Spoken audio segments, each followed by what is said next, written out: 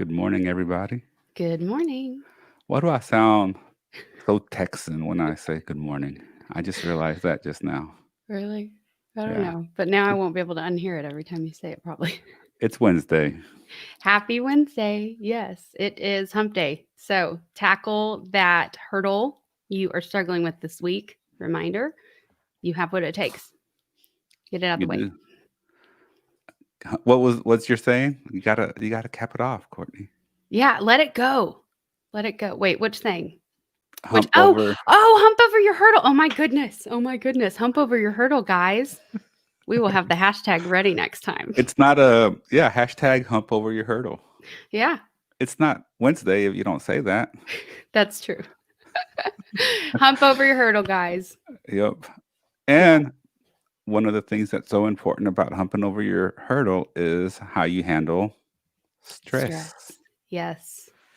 Ah, stress. How do you handle stress, Courtney? All kinds of ways, good and bad. Um, I have practices built to keep my average as peaceful as possible. However, those moments pop up. And so that's where I say I could still do better because I think I possibly stay in suffering a little longer than I need to. And working on focusing on kind of steamrolling through those moments and looking, observing, word of the week, observing what is truly going on in that moment and doing something about it, not dwelling there for the next 5 years, Correct. without doing something about it. So just get it to the next step almost is better than anything else. Just don't let stagnation happen with stress. I guess that's what I'm trying to say. And you're always going to have those moments of stress, no matter what. No matter how much work you do, no matter how much self-development you do, no matter how much you outgrow your current self, you're always going to have those moments of stress, Hmm. no We're matter what. humans. It's our design. However, the more that you grow, the more that you learn about your mind and your emotions and how you handle things, the less severe the stress will be, and the better you'll handle the stress, and the moments of stress will be far in between. So is stress a good thing or a bad thing? Interesting you asked that, Courtney, because stress can be a good thing, but it also can be a bad thing. Would you be surprised to know that? Okay, so now I'm like gonna start speaking because I'm actually writing a paper on stress, and so I'm gonna give a little bit of highlights on this paper that I'm working on in regards to Wow. stress. And I don't think Courtney knew that that's what my current paper was about, but. No. That's why I'm really excited. I'm like, oh, we'll get to break out we the we rough do get to draft. break out on it. Um, so would you be surprised to hear that work-related stress is the number one stress? Not surprised at all, but it still takes me back that that's our number one driver Yeah, for it. number work-related stress is the number one type of stress, and it impacts both men and women. It impacts your personal relationships. It impacts your work performance, and it impacts the team's interactions, which ultimately impacts the performance of the entire team. Hmm. Because if you think about it, when the manager is stressed, when the boss is stressed, are they very kind? No, No, it diffuses through the entire company. It correct. really does. Who do they So, take it? Who do they take it on out on most of the time? well, are they a good leader or a bad leader? The bad If leader. they stay in stress a lot of the time, they're taking it out on just about anyone but them, so all And down the totem pole.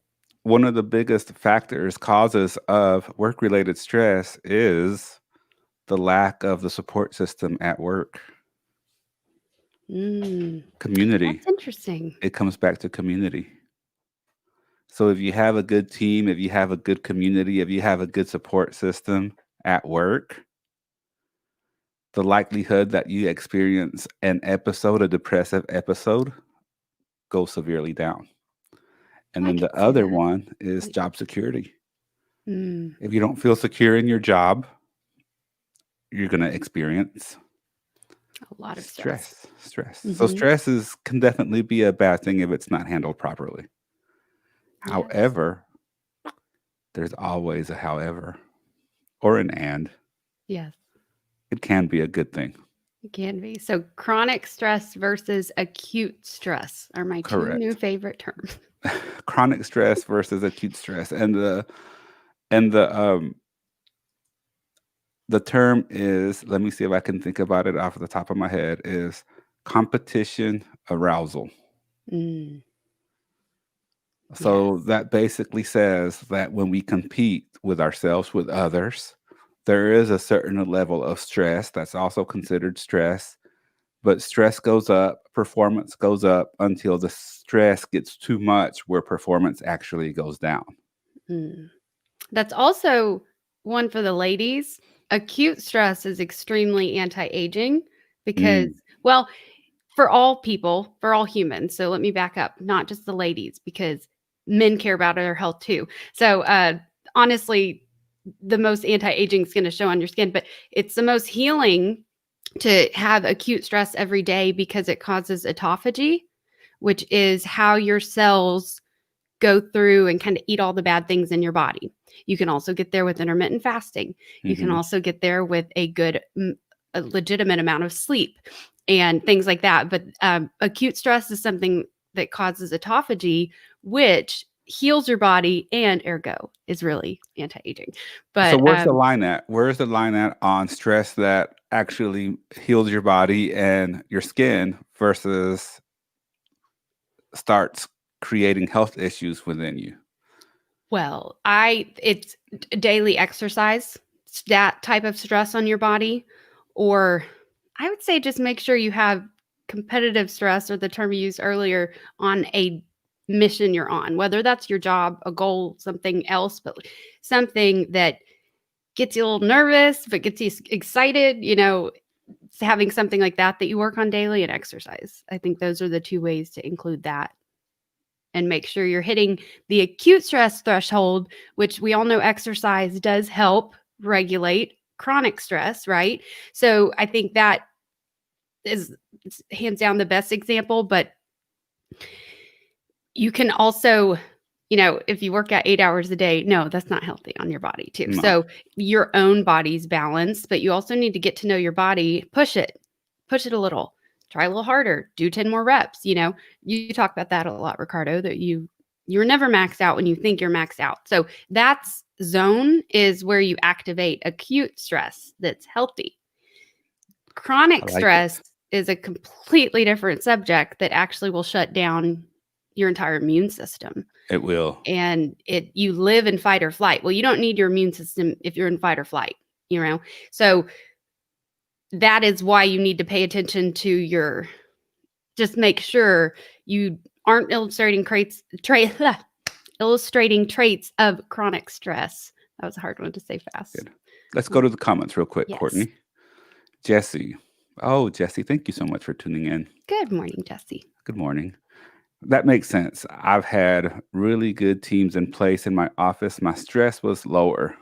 So, yes, Mhm. it's all about that support system, the support system of the entire team, the support system of each other, open communication, feeling that your job is secure, and all that kind of good stuff. Yeah. So, real quick, Thank you for those tidbits. who would like to win a copy of Think and Grow Rich? I would. Or, oh, this book is so heavy, Cleanse to Heal by the Medical Medium. We're giving your choice of either of these books. Share this video, share this podcast with the hashtag ForceForGrowth to enter to win. We're going to be running this contest for a few weeks. So the more that you share, the more episodes you share, the more chances you get to win. And again, the prizes are Think and Grow Rich. And I'll even send you the really nice hardcover, not the Mm, paperback, mm. and or Cleanse to Heal by the Medical Medium. So you get your choice of the books. The more Okay. shares that you get, the more entries you get because we'll take all the names, shuffle them up, and whoever wins wins. Yes. So, Ricardo, how do you handle stress? Oh man, you're talking to me like in the most stressful time of the year. Yes. Well, I guess, hey, maybe that's why we were meant to do this episode right now. So one of the things that I have been working on over the last month and a half or so, almost 2 months at this point, is how I breathe. There's so many different methods to breathing, and how you breathe is one of the biggest key factors, one of the biggest factors of how you deal with stress, how you control stress, and ultimately how you control your state. Yeah. Which It it Rob all just comes down mentioned to in the state. comments. Yep. Rob Yes. left a great comment about state. Oh, your state, your mind is the key. Yes. And breathing is what puts that key in there. It turns the key, the way that you breathe. Think about this for a second. When you feel anxiety, when you feel a panic attack, when you feel some sort of high stress where you are activating fight or flight responses, how do you breathe? Through your mouth. Through your mouth. So if that is activating fight or flight, which has been proven that when you breathe through your mouth, you activate the sympathetic nervous system, which is fight or flight, right? Well, then it might make sense not to breathe through your mouth.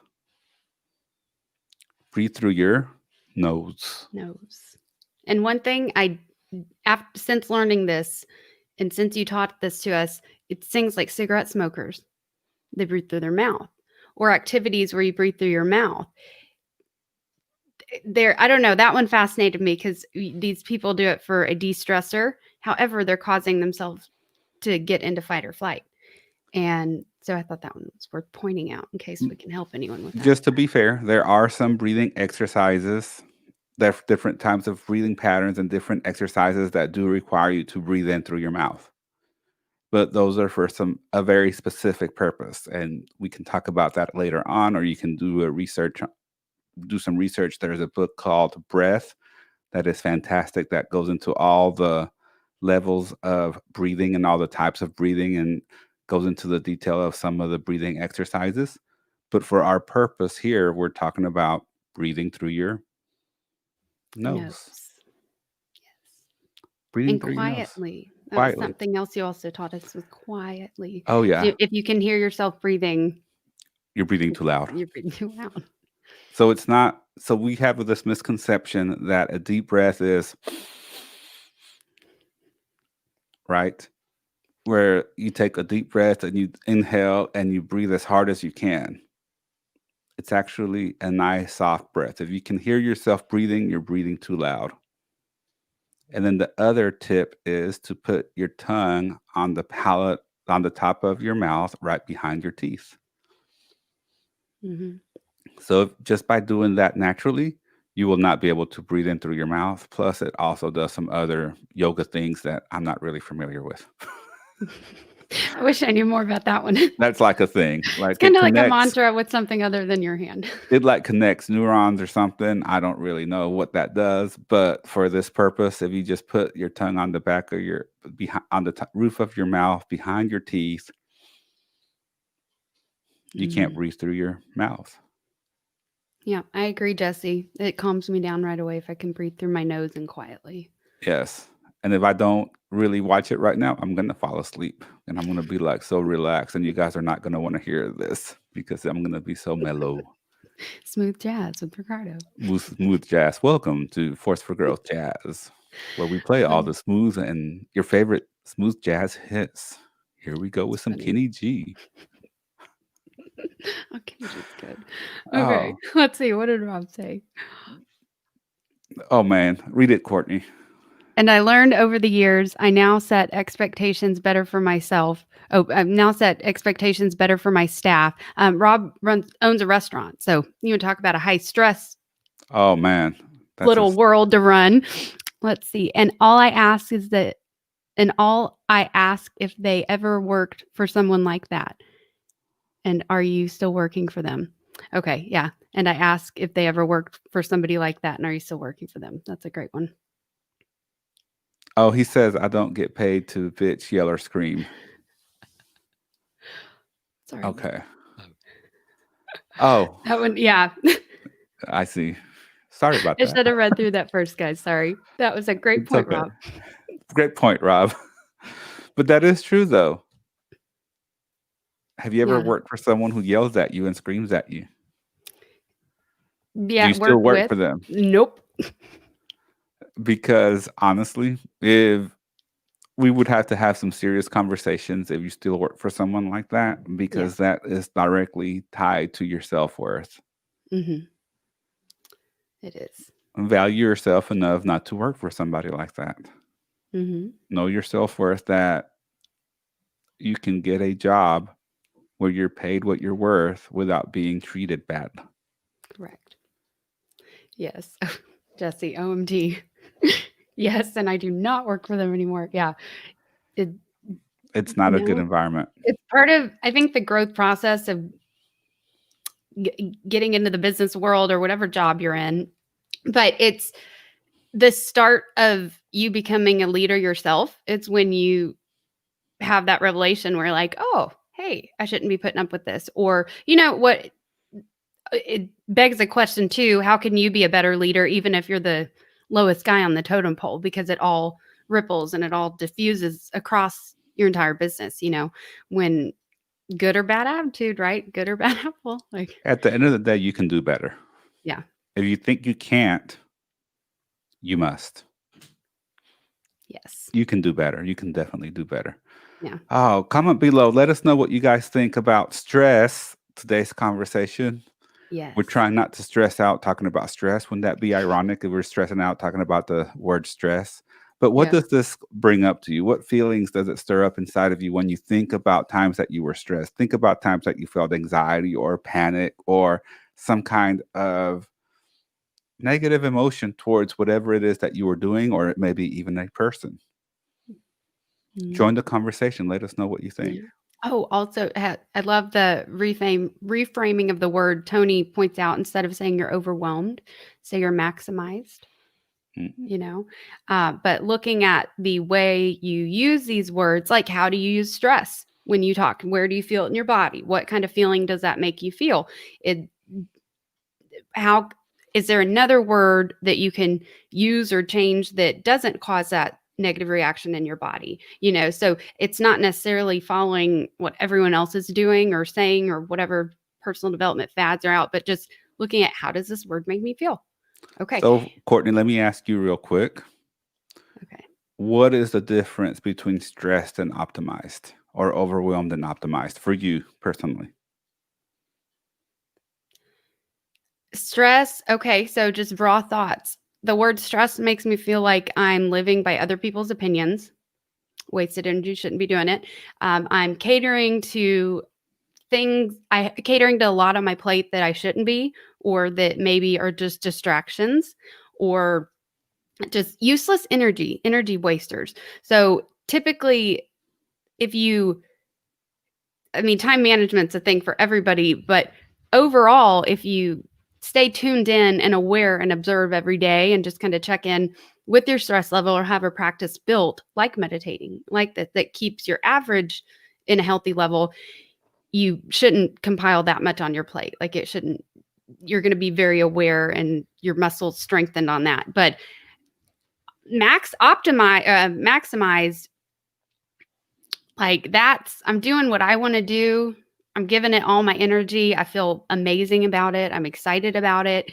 The word maximize excites me, where stress does not. Stress makes me be like, oh, I want to go hide in this corner. But to actually practically deal with that, I know it's okay. Look for the obvious. What needs to be done first? Okay, what, the chunking exercise Tony Robbins talks about, and how you do your to-do list. So all these type things help reframe your purpose and why you want to do this thing. And then all these useless, minimal, or unnecessary tasks kind of fall away.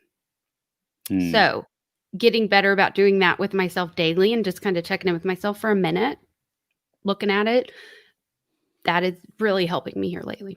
Wait a minute. Wait a minute, Courtney. Wait a minute. Wait a minute. Wait a And now minute. I'm nervous.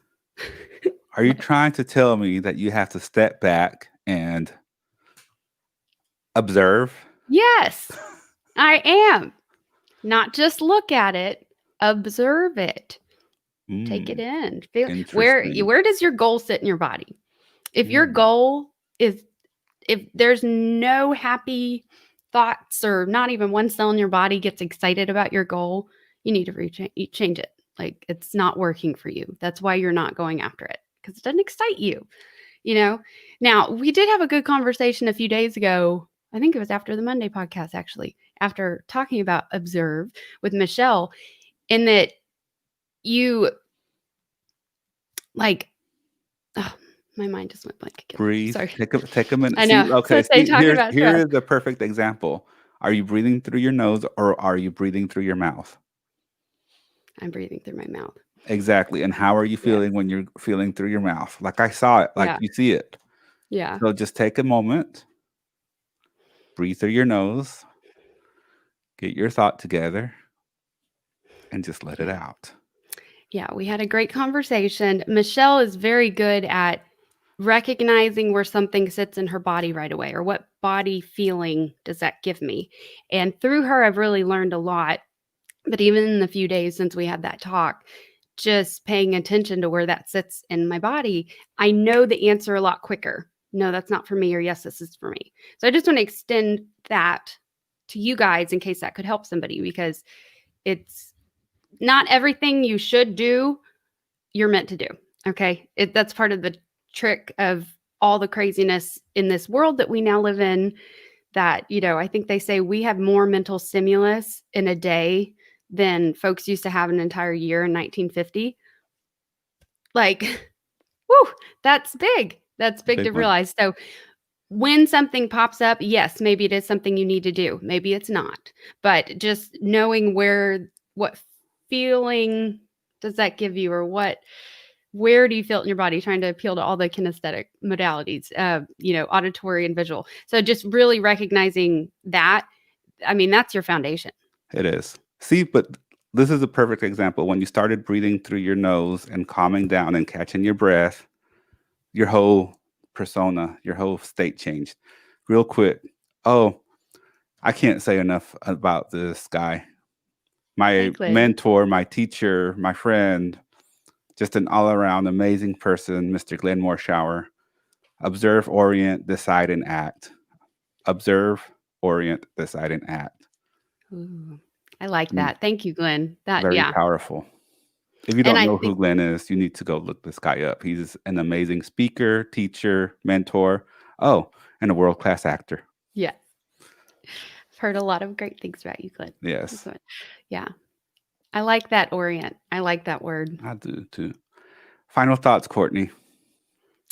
Just pay attention to yourself a little bit more. It's okay. It's okay. Just how are Observe, you breathing? How right? are you breathing? Let's just start there. When you get that down, you're already going to be a lot more aware and doing the right steps. So just Correct. focus on your breathing. Just focus on yourself. Focus on your breathing, focus on yourself, pay attention and become cognizant and aware of how you're breathing, especially if you're prone to high stress situations. Are you breathing through your mouth fast or are you breathing through your nose? I would be willing to bet that you're breathing through your mouth.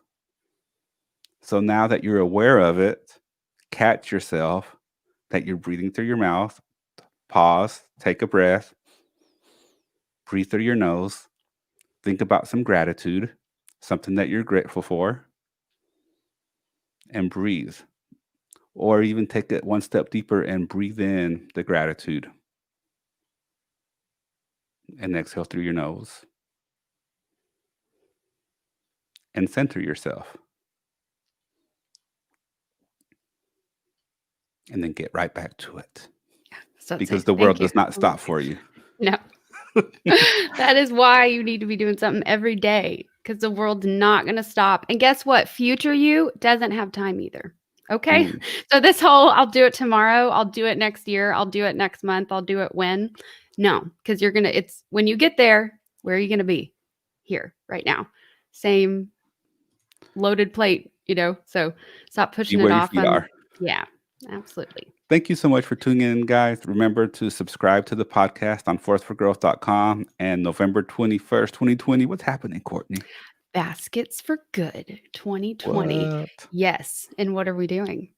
We're feeding over 200 families for an entire week. Yeah. Think about the math. 200 families for 7 days, an average of 3 family members per family, 3 meals a day, that comes out to over 16,000 meals. Yeah. We're going to make it happen. November 21st, Yes. feeding families in North Texas. If you're interested in sponsorship, donating, please visit basketsforgood.org. Yes. And just check out the website. It looks really good. So Thank you. you're welcome. I appreciate the compliment. Thank you so much for tuning in, guys. And we'll be back on Friday with a special guest interview. I'm super excited. Bye, Yep. guys. Bye.